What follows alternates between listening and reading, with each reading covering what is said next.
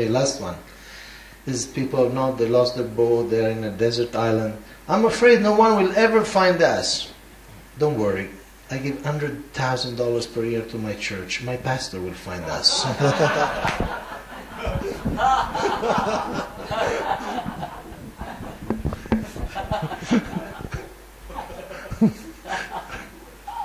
Okay, so. Yes? The pastor simply means the priest, okay? And in some churches, the bishop is Catholics and other, they have bishops. Bishop is like supervising a number of priests, like that.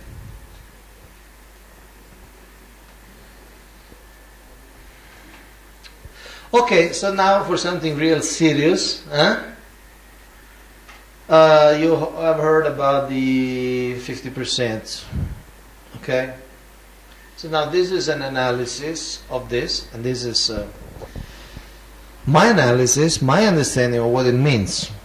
See, this 50% thing is really not so well established in ISKCON. And there are different reasons. One reason is that historically ISKCON started with people living in temples, and they gave 100%. No? They're collecting for the temple, they were just getting some food, some clothing, and some medicine when needed. So they were giving 100%.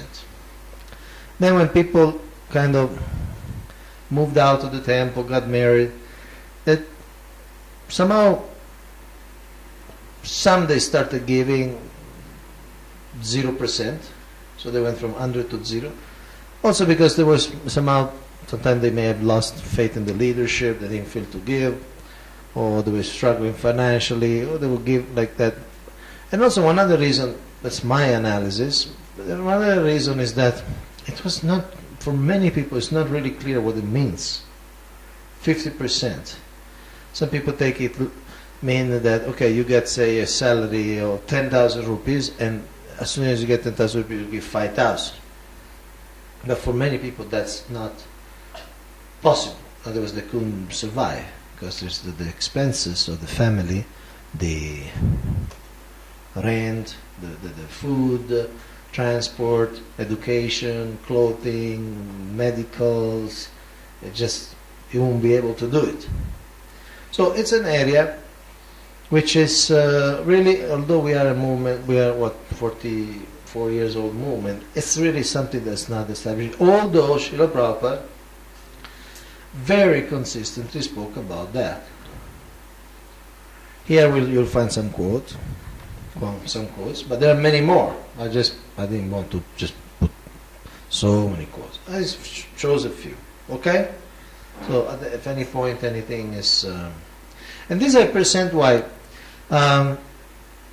Because it's an important aspect of Dharma, and we as pastors, pastor means shepherds, means caretaker of our communities, we need to give the proper idea to our communities. And this 50% principle, again, it's a very important principle, and Srila Prabhupada talks so much about that. And so I want to express this. Any question before we start?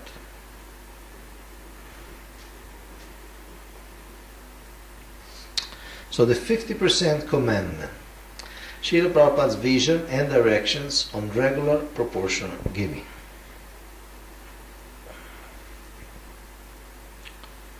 Christians have tithing,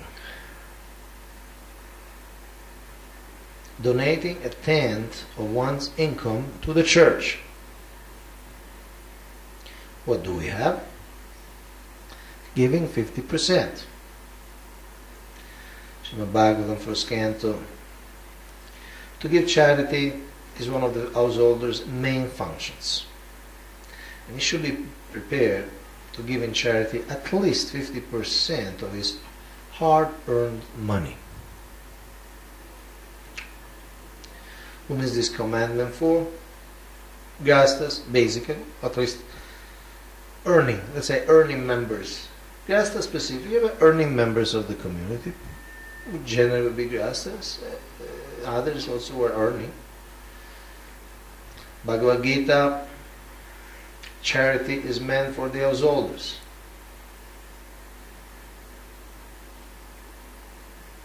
Where charity should be given? To ISKCON's initiatives.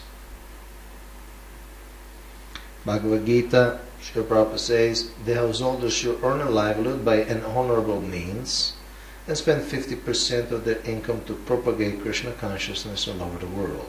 Thus, a householder should give in charity to institutional societies that are engaged in that way.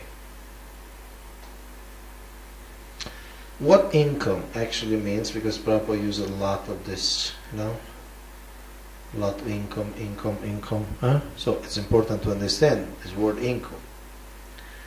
Now, generally it means revenue minus expenses, or net income. The money earned after all costs. Is the word income used in other ways? Yes, sometimes it indicates all the money that ends up in your hands. So the dictionary gives both. It's not like a real clear-cut word. You can use it as everything incoming, no income, the whole thing income. Or income means net income. After your expenses, what you're left with. Should we give 50% of all the money that ends up in our hands? It doesn't seem that Srila Prabhupada meant it that way. It appears that he spoke about the money left after necessary expenses. Srimad Bhagavatam, first canto, as we have suggested before, one's accumulated wealth may be divided into three parts for distribution, namely 50% for the service of the Lord, 25% for the family members, and 25% for personal necessity. So here instead of income, Srila Prabhupada say accumulated wealth. So that means the net. That's my understanding. If you have a different understanding, we can talk. But that's my understanding. When you say accumulated wealth, obviously it's something that remains. Otherwise, it's not accumulated. The tone of Srila Prabhupada's instruction to give 50% is universal. Taking it as meaning 50% of all the money that ends up in one's hands, one full salary for instance, would make it extremely difficult for most people. In some cases would be really not possible. It appears that Srila Prabhupada was talking about the money left after essential expenses. So 50% after basic expenses? Yes, this is what it seems Srila Prabhupada meant. Bhagavad Gita. Everyone has a tendency to give something in charity. Krishna says, give it to me. And this means that all surplus money accumulated should be utilized in furthering the Krishna consciousness movement. Surplus money accumulated. What actually constitutes surplus money? More money than from the barest necessity. Srimad Bhagavatam 5th canto. One should not try to possess more than he needs for the bare necessities. If one gets more than is needed, the surplus should be fully engaged in the Lord's service. Okay, what are the consequences of not giving? What happens when people don't follow this order or this culture? One's wealth will remain tainted with bad karma, which will produce suffering. Srimad Bhagavatam 10th canto says that by worship and charity offered to the Brahmanas, material possessions are purified. Certainly whatever money comes to our hands, there's always some karma attached to it, because there will be some violence, some mistake along the way. No? Even a simple occupation, carpentry, like that. Okay, you do carpentry, but still, no, you're killing trees, and there's always definitely some karma. And without giving, karma remains. Other consequences? Devotees develop a miserly mentality. Srimad Bhagavatam in Chicago 75. Why you keep money? utilize it. Distribute it for Krishna. That is Brahmana. Money belongs to Krishna. So if we spend it properly, conscientiously, for service to spread the Krishna philosophy or Krishna consciousness throughout the world. Krishna consciousness is a benediction to humanity. That charity, given to spread Krishna consciousness, is the greatest charity in the world. Because obviously it gives the greatest benefit. It gives the final solution. Or other charities, they help, they may be pious, but they cannot be compared to reawakening the lost relation between the soul and the super soul. What happens when everyone gives in a community? Devotees will feel richer. There is always something to donate. Okay, this is a very interesting psychological law. You see, say a husband and wife, they're sitting there at the end of the month, they save, whatever they save, 2,000 rupees, 5,000 rupees. Say 2,000 rupees, they separate. So they want to give 50%, they have to give 1,000 rupees. So every month there is that sense of actually feeling that you're always something to give. And there is a sense of opulence in that. It's an austerity, but there is a sort of exhilaration. The fact that you always have something to give, even if it's 1,000 rupees, even if it's 500 rupees. In some case maybe 10,000 rupees. In some case maybe 10 lakhs. Of course, different people have different levels of incomes.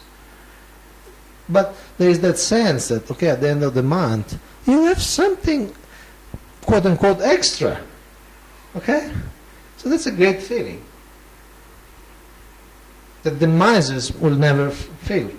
Because even if they have 10 crores in the bank, they still feel, it's not enough, wait a minute, this is crisis time, you never know. Economy aligns with Dharma. In other words, people don't think, this is my Krishna consciousness, this is my sadhana, okay, my rounds, my sadhana chart, and then this is my money. It's a complete different. No. There's a sense of yagya that pervades all existence.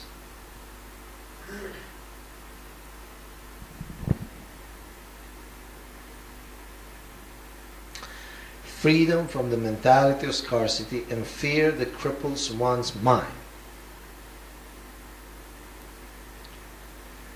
Educators and pastors can be maintained. How many of you read the part of this homework? I recommended reading one article which I put together. Let's talk about tithing. You saw that? You wrote, okay. So, not because I wrote it, but because I bring up this quotes from Srila Prabhupada, it brings up different things, and I bring up also the situation in Pune. For instance, ISKCON Pune, India, has developed a group of about 300 young men, all chanting 16 rounds daily. Among men, the 218, now maybe more, first.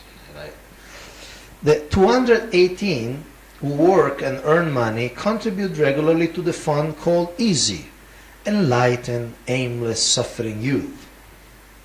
Another of those legendary acronyms.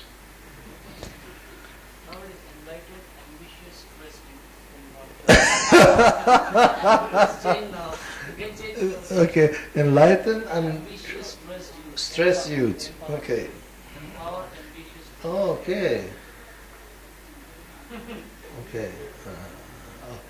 Empower ambitious, stressed youth. Okay.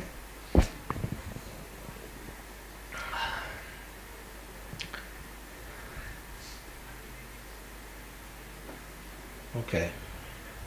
I hope it won't change into enlightened, alienated, stupid youth. Okay. So they have this easy fund dedicated to support youth